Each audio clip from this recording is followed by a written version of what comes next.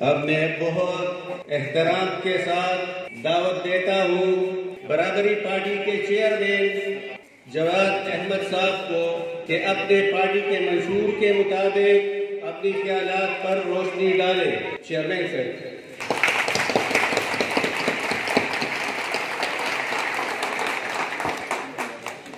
ہاں جی، السلام علیکم۔ بہت خوشی ہوئی آج ادھر آ کے۔ موٹر وے سے جب اترا تو وہاں سے بہت سارے لوگ مجھے یہاں پہ لے کے آئے، ان کی آنکھوں سے پیار جھلک رہا تھا، ان کے چہرے جو تھے ان پہ ایک حوصلہ اور عزم لکھا ہوا تھا۔ مجھے بہت خوشی ہوئی آج جب میں نے ان کو دیکھا کہ جو پارٹی نے بنائی ہے یہ واقعی اب وہ کرنا شروع ہو گئی ہے جو ہم چاہتے تھے اس ملک کے اندر۔ وہ قطرے قطرے سے دریا بنتا ہے اور منزل پہ پہنچنے کے لیے پہلا قدم اٹھانا ضروری ہے۔ اگر آپ یہ دونوں باتیں سچ مانتے ہیں تو برادری پارٹی یہ دونوں کام اب کر چکی ہے۔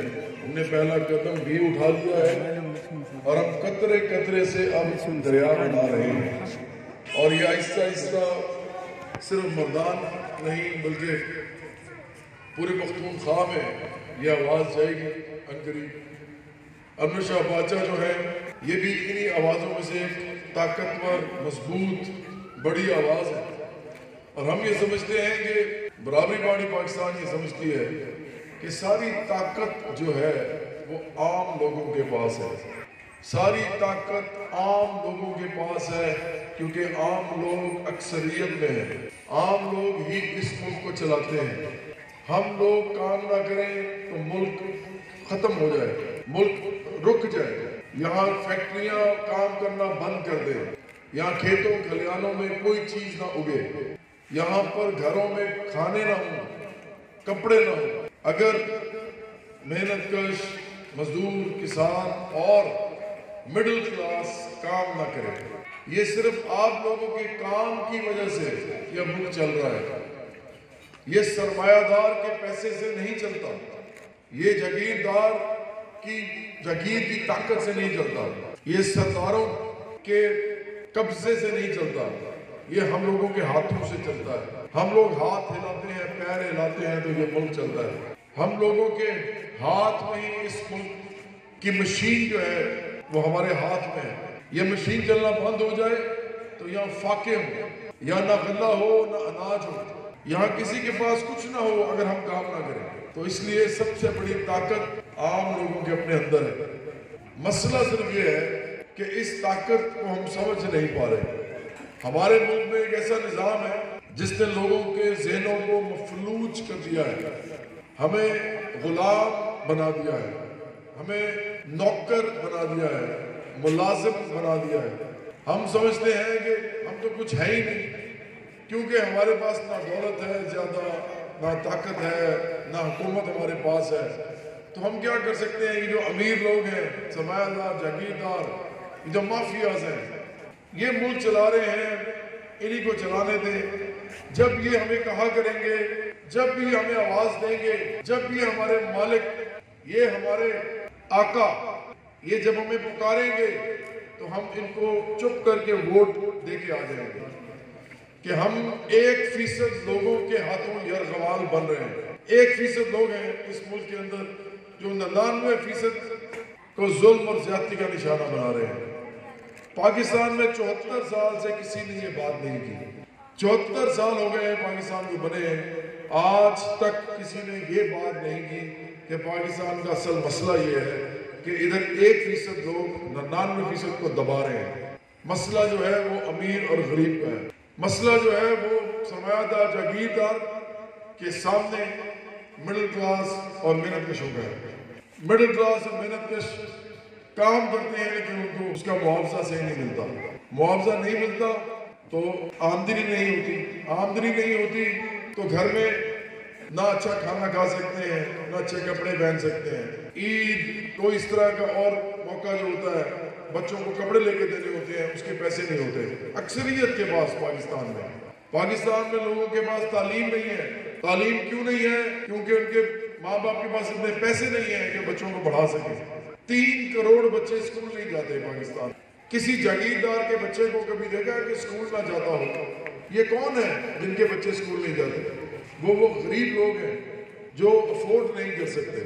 پاکستان میں مسئلہ امیر اور غریب کا ہے.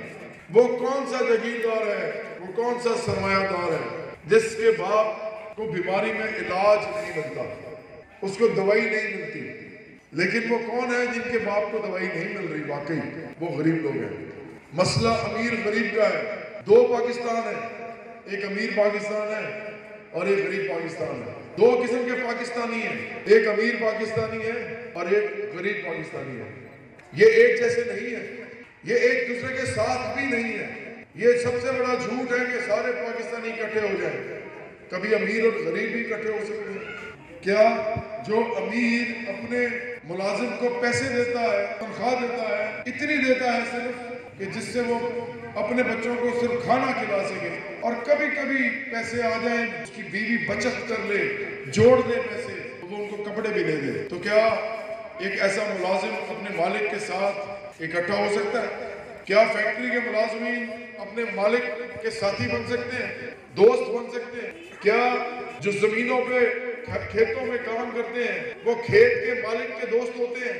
کیا کبھی کھیت کے مالک نے اپنے ملازم کی بیٹی سے اپنے بیٹے کی شادی کی ہے؟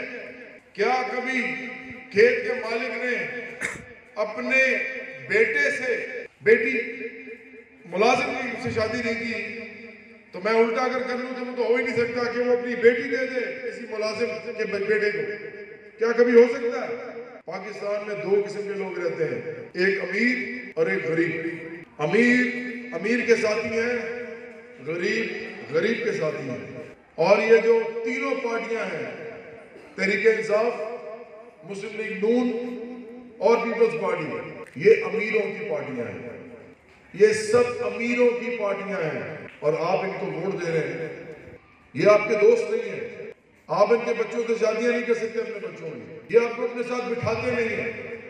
یہ آپ کو کچھ بھی نہیں سمجھتے. اگر کچھ سمجھتے ہوتے تو آپ کے بچوں کو اعلیٰ تعلیم دے رہے ہوتے, وہی جو ان کے بچوں کو ملتی ہے. یہ آپ کو کچھ بھی نہیں سمجھتے, اسی لیے آپ کے لیے اسپتال نہیں بناتے. لیکن یہ تینوں پارٹیاں جن کے اندر کروڑوں روپے لگا کے لوگ ووٹ مانگتے ہیں اور الیکشن لڑتے ہیں, ہم عام لوگ, ہم جن کے پاس اصل طاقت ہے, جن کے پاس ہاتھ ہیں کام کرنے کے لیے, ہم انہی ہاتھوں سے جا کے ان کو ووٹ دے دیتے ہیں. ہم ان کو اپنا مالک سمجھتے ہیں, ہم ان کو اپنا آقا سمجھتے ہیں. پاکستان کا مسئلہ صرف یہ ہے, پاکستان کا مسئلہ صرف یہ ہے کہ غریب, مزدور, کسان, محنت کش اور مڈل کلاس اپنی طاقت کو پہچان نہیں رہی. اور پاکستان میں 74 سال سے کبھی کسی نے یہ بات نہیں کی. ایک بھی پارٹی نہیں ہے جو امیر غریب کی بات کرتی ہو. برابری پارٹی پاکستان کا نام ہی برابری ہے, برابری پارٹی پاکستان. اس کا مطلب کیا ہے؟ انور شاہ باچا کس لیے کھڑے ہیں؟ جب میں نے ہوش سنبھالا تو مجھے پتا چلا کہ میرے والدین پروفیسر ہیں اور وہ دونوں سیاست پڑھاتے تھے, پولیٹیکل سائنس پڑھاتے تھے. میں ان کی کتابیں پڑھتا تھا تو ان کی کتابوں میں جو فلسفہ تھا یا جو تاریخ تھی وہ صرف ایک لفظ کے اوپر تھی. وہ مجھے پتا چلا وہ ایک ہی لفظ ہے جو بار بار تاریخ میں نمودار ہوتا ہے اور تاریخ چینج کر دیتا ہے, اور وہ لفظ تھا انقلاب. ایک زمانہ تھا جب غلامی تھی, لوگ غلامی کے اندر رہتے تھے, زنجیریں ہوتی تھیں ان کے پاؤں میں, اور بہت سارے لوگوں کو اکٹھا زنجیروں کے ساتھ باندھ کے ان کے پاؤں کے اندر بیڑیاں ڈال کے ان کو کمروں میں بند کر دیتے تھے. جب صبح ہوتی تھی تو ان کی بیڑیاں کھولتے تھے, ان کے ارد گرد لوگ جمع ہوتے تھے جو گارڈ ہوتے تھے یا پولیس ہوتی تھی اس زمانے کی, محافظ ہوتے تھے, اور وہ ان کو کھیتوں میں لے کے جاتے تھے اور وہاں وہ کام کرتے تھے. اور کام کرنے کے دوران ان کو اجازت نہیں تھی کہ وہ پانی پینے کے لیے ادھر ادھر ہو سکے. اگر وہ بیمار ہوتے تھے وہ ہل نہیں سکتے تھے اپنی جگہ سے, اور اگر وہ لوگوں کو لگتا تھا کہ یہ بیماری کا بہانہ کر رہا ہے حالانکہ وہ اصل میں بیمار ہوتا تھا تو وہ اس کو مارتے تھے. تاریخ, انسانی تاریخ نے یہ وقت دیکھا ہے, یہ غلامی کی تاریخ ہے. ایک ایسا دور تھا جب انسان غلام تھے. کیا وہ غلامی ختم نہیں ہوئی؟ کیا ایسا نہیں ہوا کہ انہوں نے اپنی بیڑیاں توڑ ڈالی, اپنی زنجیریں توڑ ڈالی اور وہ آزاد لوگ بنے؟ ان کو اس طرح پھر کوئی نہیں کر سکتا تھا.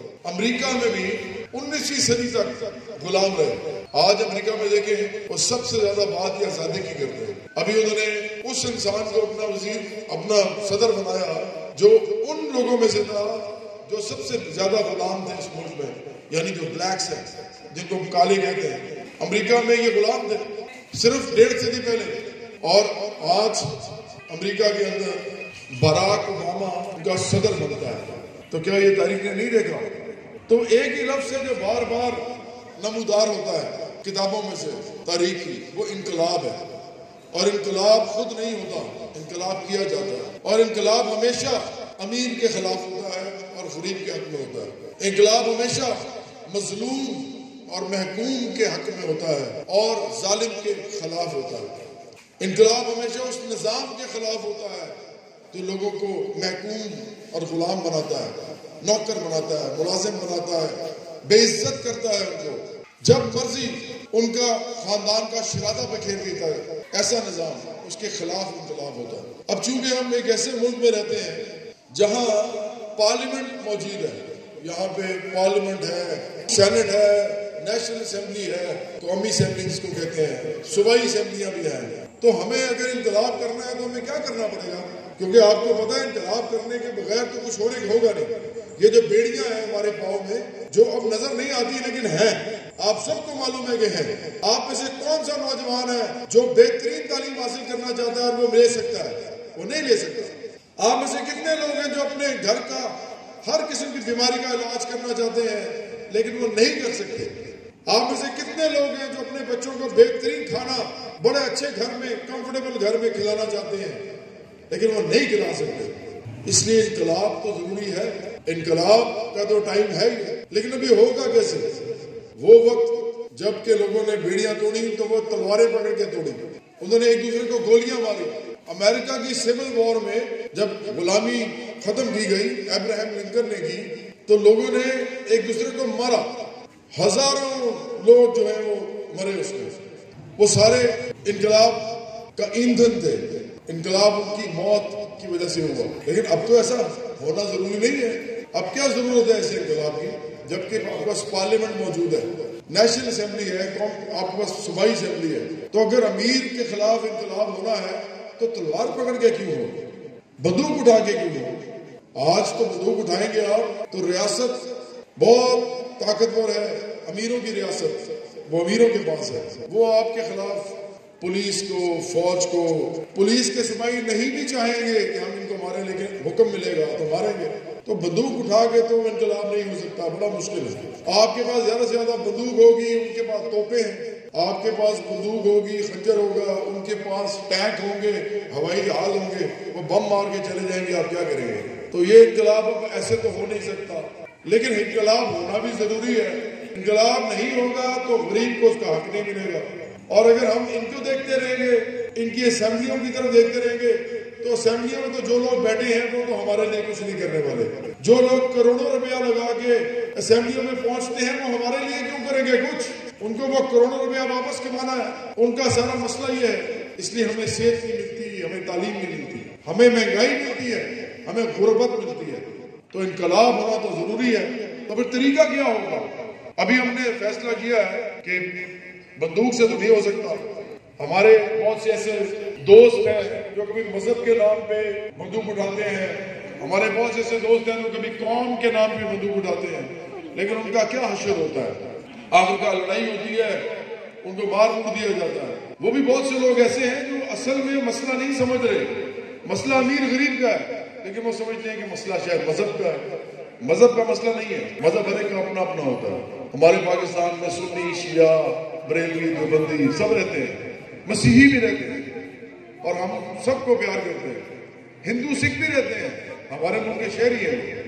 تو مسئلہ مذہب کا نہیں ہے. ان کے بچوں کو بھی تعلیم چاہیے، صحت چاہیے. مسئلہ مذہب کا نہیں، امیر غریب کا ہے.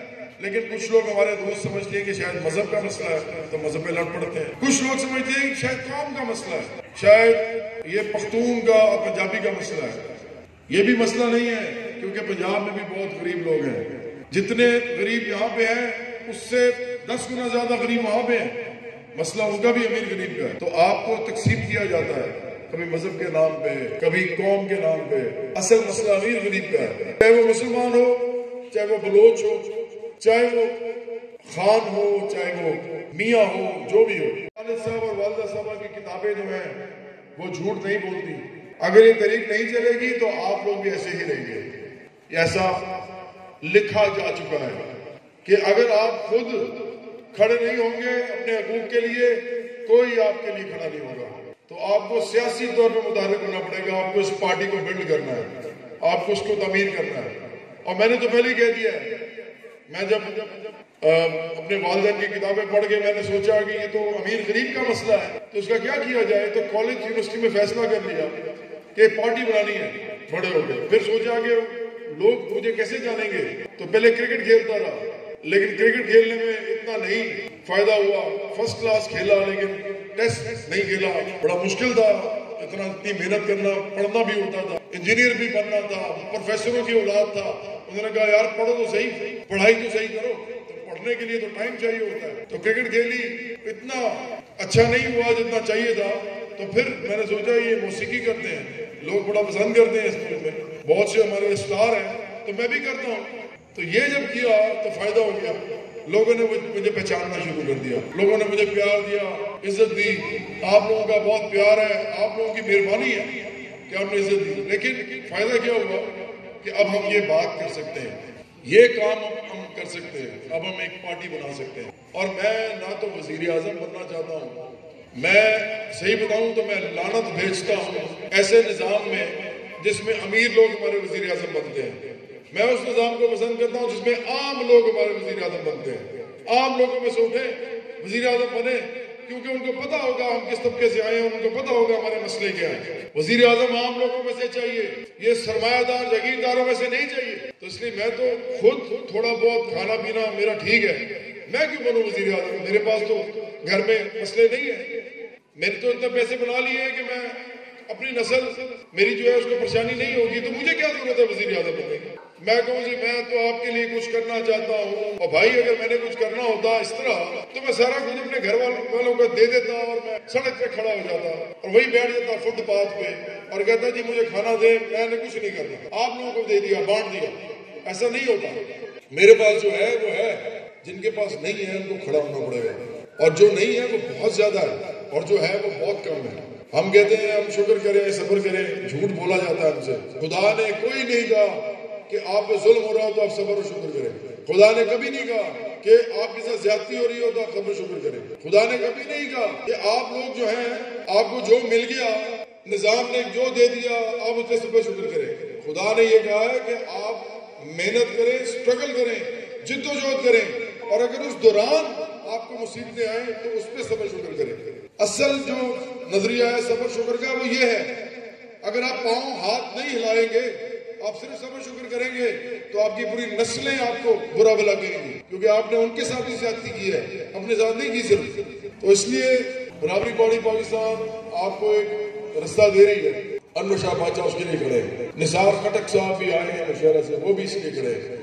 ہم سمجھتے ہیں ایک تحریک کی ضرورت ہے، ایک تحریک عام لوگوں کی تحریک، عام لوگوں کی سیاسی تحریک. عام لوگ اپنی بڑی پارٹی بنائیں گے کہ ایک ایک گھر میں اس کا نام پوچھے گا اور نام کیا ہوگا؟ برابری پارٹی. ہمیں برابری چاہیے، ہمیں برابری چاہیے، ہم سب کو برابری چاہیے. ہمیں تعلیم چاہیے برابری کی سطح پہ، ہمیں علاج چاہیے برابری کی سطح پہ، ہمیں وہ تمام چیزیں چاہیے جو اس ملک میں اگتی ہیں، بنتی ہیں، ملتی ہیں. اس کی فیکٹریوں میں، اس کی صنعت میں، اس کی جاگیروں میں، اس کی زمین میں، وہ سب ہمارا ہے. ہم سب پاکستانی ہیں، ہم سب کا حق ہے اس ملک کے اوپر.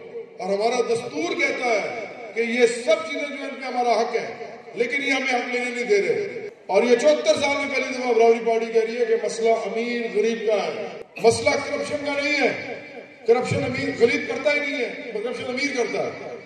پھر مسئلہ امیر غریب کا ہے. دھاندلی کا مسئلہ ہی نہیں ہے، دھاندلی امیر کرتا ہے، غریب نہیں کرتا. تو پھر مسئلہ امیر غریب کا ہے. آپ کوئی چیز اٹھا لیں اس ملک کی، آپ کو پیچھے امیر غریب کا مسئلہ نظر آئے گا. یہ نظام امیر کے ہاتھ میں ہے، جب اس کے ہاتھ میں نظام وہ چلا رہا ہے. اب وقت آ گیا ہے کہ یہ نظام غریب چلائے اور مڈل کلاس چلائے، اپنے ہاتھوں سے چلائے، ان کی طرف نہ دیکھیں. اور 74 سال میں کسی پارٹی نے یہ بات نہیں کی. یہ ہونی چاہیے تھی پہلے بات. اگر کوئی پارٹی ایسی ہوتی تو میں اس میں شامل ہو جاتا. افسوس کی بات ہے، دکھ کی بات ہے کہ ایسی کوئی پارٹی پاکستان میں نہیں بنی، کیونکہ اس کے لیے حوصلہ چاہیے ہوتا ہے. عام لوگوں کے اندر وہ حوصلہ نہیں ہوتا. وہ سوچتے ہیں کہ ہم تو غلام ہیں, ہم تو نوکر ہیں, ہم تو ووٹر ہیں. یہ ہم سے ووٹ مانگنے آ رہا ہے, ہم اس کو ووٹ دے دیتے ہیں. امیر آدمی ہے, کبھی پیسے لے کے دے دیا, کبھی برادری کے نام پہ دے دیا, کبھی کھانا کھا کے دے دیا, کبھی ویسے اس کی لچھے دار باتوں میں الجھ کے دے دیا, کبھی تھانے اور کچہری کے کام کرانے کے لیے دے دیا, کبھی چھوٹے چھوٹے کام, بلوں کے کام ان پہ دے دیا. یہ نہیں سوچتے کہ ہماری پوری نسل برباد ہو گئی اور اگلی بھی ہو رہی ہے, اور ہم ووٹ جو دے رہے ہیں اسی ووٹ کے ذریعے ہمیں کچھ ملتا ہے اور کچھ نہیں ملتا. یہ نہیں سوچ رہے. تو برابری پارٹی پاکستان پورے ملک میں اپنے آپ کو منظم کر رہی ہے. سارا ملک اس وقت پاکستان ہماری پارٹی کو جاننا شروع کر رہا ہے. ہر جگہ ہمارا نام آہستہ آہستہ جا رہا ہے. ہم جتنی تنظیم سازی تیزی سے کریں گے, نوجوان کریں گے, مزدور کسان محنت کش اور مڈل کلاس کرے گی, اتنا ہی ہم لوگوں کے اندر تیزی سے گھسیں گے. اور جس دن وہ وقت آئے گا, اور ہم 2023 میں کوشش کریں گے کہ وہ وقت آئے, جس دن وہ وقت آئے گا کہ پاکستان کے کونے کونے میں برابری پارٹی کا نام گھروں کے اندر لیا جائے گا. برابری پارٹی جو عام لوگوں کی پارٹی ہے, اس میں بہن بھائی آپس میں بات کریں گے کہ ہاں یہ ہماری پارٹی ہے. وہ کہیں گے یہ ہماری پارٹی کیونکہ ہم لوگوں میں سے, ایون میں بھی اس کے اندر کام کر سکتا ہوں, مجھے کوئی روک ٹوک نہیں ہے. میں دلیری کے ساتھ, علم کے ساتھ کام کروں گا یا کروں گی تو میں بھی لیڈر بن جاؤں گی یا بن جاؤں گا. وہ آپس میں بات کریں گے, ماں باپ بات کریں گے, بچوں کے ساتھ کریں گے کہ برابری پارٹی ہماری پارٹی ہے. یہ نام ہی برابری کا لیتی ہے. تو یہ وقت آنے والا ہے, یہ وقت بڑی جلدی آئے گا, کیونکہ ہمیں صرف ایک چیز چاہیے, آپ لوگوں کا ساتھ چاہیے. میں نے وزیر اعظم نہیں بننا, بلکہ میں الیکشن ہی نہیں لڑ رہا, تاکہ یہ بات ہی ختم ہو جائے کہ اس آدمی کو کچھ چاہیے. اگر میں الیکشن لڑتا ہوں تو پھر اتنا اعتماد خراب کیا ہے ہمارے حکمرانوں نے ہمارا, وہ وزیر اعظم بن جاتے ہیں, اس کے بعد کچھ نہیں کرتے. تو میں وزیر اعظم ہی نہیں بنتا, الیکشن بھی نہیں لڑتا, تاکہ آپ کے ذہن میں یہ نہ آئے کہ پہلے والوں نے بھی جھوٹ بولا تھا تو یہ بھی شاید جھوٹ بول رہا ہے. یہ اپنے چکر میں ہے, تھوڑا بہت لوگ جانتے ہیں, پارٹی بنا لی ہے, اور اب یہ ہمیں آگے بیوقوف بنا رہا ہے, اور اب تو آگے بھی بیوقوف بنا رہا ہے کہ وزیر اعظم نہیں بنوں گا. اگر الیکشن لڑ رہا ہے تو ہو سکتا ہے بن جائے بعد میں. تو میں الیکشن ہی نہیں لڑتا بھائی, میں الیکشن نہیں لڑوں گا. آپ لوگ الیکشن لڑیں گے, آپ لوگ آگے آئیں, آپ لوگوں کا منظم کریں گے, آپ لوگوں کو آرگنائز کریں گے. مسئلے آپ کے ہیں, میرے نہیں ہیں. میں تو آپ کو آرگنائز کر سکتا ہوں نا, اور میرے ساتھی بھی کر سکتے ہیں. ہمارا سینٹر میں کوئی ایسا انسان نہیں ہے لاہور میں جہاں ہمارا سینٹر ہے جو ایک بھی انسان الیکشن لڑنا چاہتا ہوں.